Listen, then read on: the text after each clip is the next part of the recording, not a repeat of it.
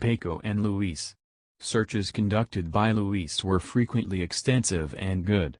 He found out not only that all the people of Angangueo, a mining town for hundreds of years, knew of the existence of an old abandoned house where it was claimed a large amount of silver and jewelry had been buried, but that the oldest residents confirmed it. Paco and Luis prepared all their detection equipment, and were in Angangueo. They quickly got to the old house dating from the 19th century, but there was a problem. It was very difficult to access the house since it was boarded up, doors and windows covered with bricks, and besides it was on the main street, in plain sight of everyone.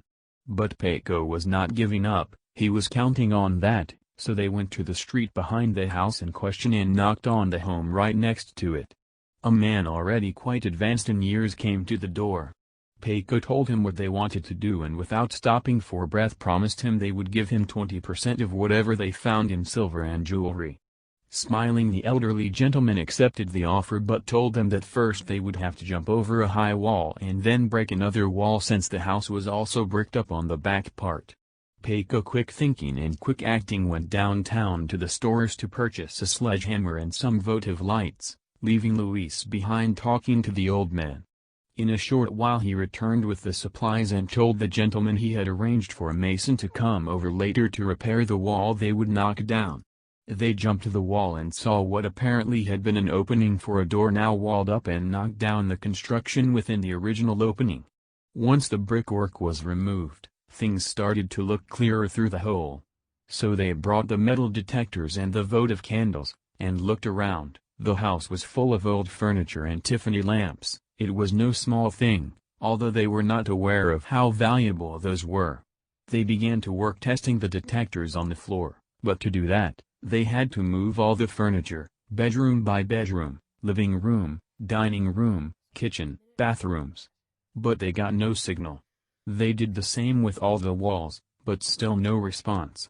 There was left only a wall obstructed by a heavy wardrobe. Finally they were able to move it, and they ran the metal detectors all over the wall. But still, nothing. They moved the wardrobe back in place, and Paco insisted on opening it.